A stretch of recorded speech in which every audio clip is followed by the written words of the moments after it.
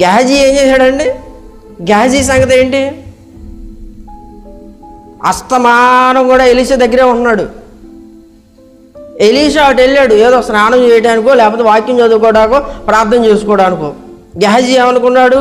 నా యజమానుడు ప్రార్థన చేసుకోవడానికి వెళ్ళాడు, 3 గంటల దాకా బయటికి రాడు, కాబట్టి ఈ 3 గంటల్లో ఆయన ఆమెన్ లోపు నేను ఎక్కడికి వెళ్ళాలి? నయమాన్ దగ్గరికి వెళ్ళి ఆయన ఇచ్చే డబ్బులు మొత్తం తీసుకొని వచ్చేద్దాం, ఈయన ఆమెన్ అనే లోపు అని అక్కడికి వెళ్ళిపోయాడు. 10 నిమిషాల్లో పని అయిపోయింది.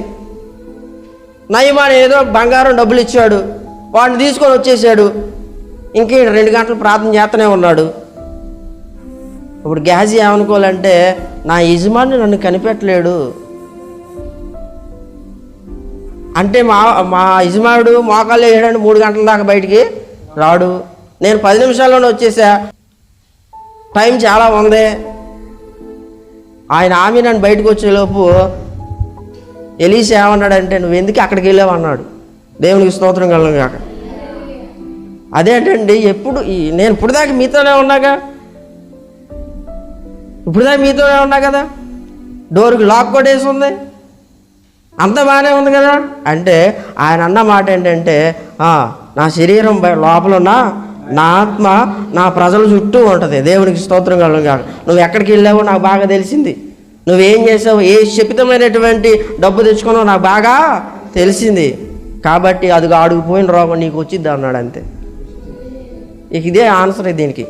దీన్ని పొడికెత్తక లేదు, తగ్గించడం లేదు. క్లోజ్ అయిపోయింది ఆ రోజుతో మ్యాటర్. దేవునికి స్తోత్రం కలుగును గాక. ఆడికి ఏదైతే పోయిందో ఆ గజ్జి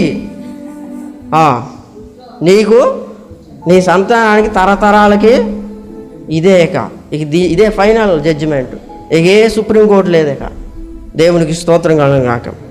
దేవుడికి తెలుసు నువ్వు ఎక్కడికి వెళ్తున్నావో, ఎవరితో బేరాలు పెట్టుకుంటున్నావో, ఎవరి దగ్గర అనవసరమైన మాటలు మాట్లాడుతున్నావో, ఎవరి దగ్గర అన్యాయపు మాటలు మాట్లాడుతున్నావో, డబ్బు ఎట్లా సంపాదిస్తున్నావో, అక్రమమైన మాటలు మాట్లాడుతున్నావో, ఎట్లా చేస్తున్నావో దేవుడికి అన్నీ కూడా తెలుసు.